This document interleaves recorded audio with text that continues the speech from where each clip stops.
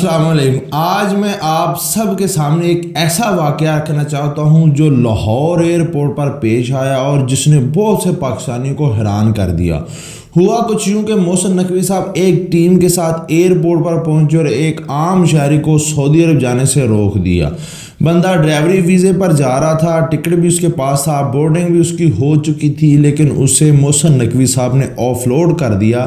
وجہ یہ بتائی گئی کہ اس کے پاس پاکستان کا ڈرائیونگ لائسنس نہیں تھا، لیکن اصل مسئلہ یہ ہے کہ یہ وجہ بن ہی نہیں سکتی، کیونکہ سعودی عرب میں کوئی بھی ڈرائیوری ویزے پر جائے اسے وہاں جا کر دوبارہ ڈرائیونگ ٹیسٹ دے کر ہی لائسنس لینا پڑتا ہے۔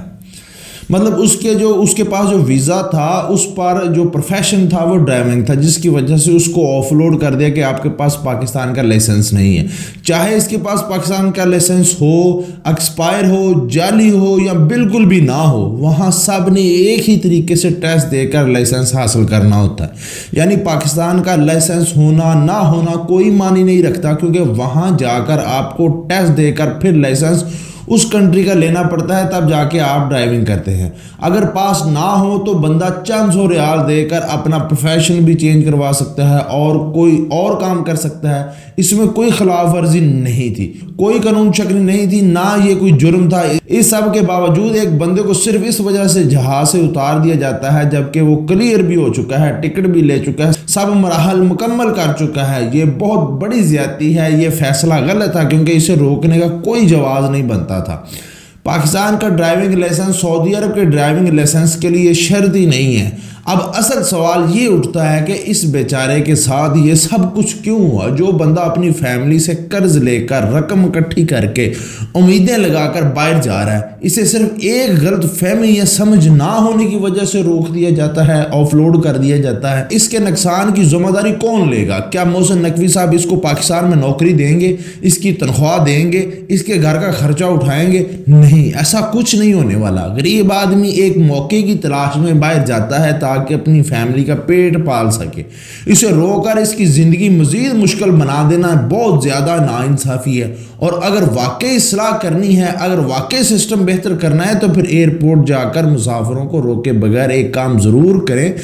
FIA کے اہلکاروں سے پوچھیں کہ کتنے لوگوں سے فالتو پیسے لیے، کتنی بار جواز بنا کر مسافروں کو تنگ کیا، کتنی مرتبہ رشوت مانگی۔ اگر یہ سب سامنے لائیں تو واقعی عوام کو فائدہ ہوگا۔ آخر میں بس اتنا چاہوں گا کہ جو کام ہمیں سمجھ نہ آئے اس کے بارے میں پوچھ لینا چاہیے۔ ایک غلط فیصلہ، ایک غلط قدم کسی کی پوری زندگی بدل دیتا ہے۔ اس شخص کے ساتھ زیادتی ہوئی اور یہ حقیقت ہے کہ اسے روکنے کی کوئی وجہ ہی نہیں بنتی تھی، کیونکہ محسن نقوی صاحب کو پتہ ہی نہیں تھا کہ اگر آپ کے ویزے کے اوپر پروفیشنل ڈرائیونگ ہو تو اگر آپ کے پاس پاکستانی لائسنس نہیں بھی ہے یا ہے بھی تو یہ کوئی شرط نہیں ہے، یہ کوئی ڈاکومنٹس نہیں ہے۔ اس کنٹری میں جا کے آپ کو پھر دوبارہ سے اس کنٹری کے رولز فالو کرنے پڑتے ہیں، اس ٹیسٹ دینے پڑتے ہیں، اور اس کے بعد جو ہے وہ لائسنس پاس کرنا پڑتا ہے، تب جا کے آپ ڈرائیو کر سکتے ہیں، کسی نوکری پر لگ سکتے۔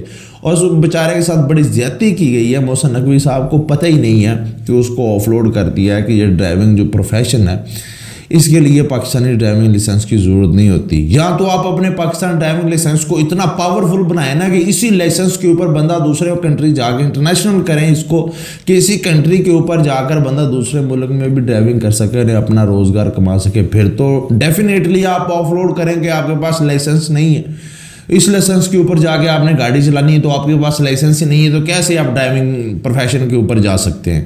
تو یہ مہربانی کیا کریں، آج جو بیچارے لوگ جا رہے ہیں ان کو آف لوڈ کرنے سے پہلے سوچ لیا کریں کہ ان کا خرچہ کتنا ہوا، ٹکٹ کا، ویسے ویزے کا خرچہ، اور ان کی امیدیں، اور وہ بیچارہ کیسے جا رہا ہے۔ یہ مہربانی آپ سے گزارش ہے۔ اگر ویڈیو پسند ہوئی ہے تو ویڈیو کو لائک اور شیئر لازمی کیجیے گا۔ اگر آپ میرے چینل پر نئے ہیں تو چینل کو سبسکرائب کر کے بیل آئیکن کے بٹن کو پریس کر دیجیے گا تاکہ مزید اس طرح کی انفارمیٹو ویڈیو آپ تک آسانی سے پہنچتی رہیں۔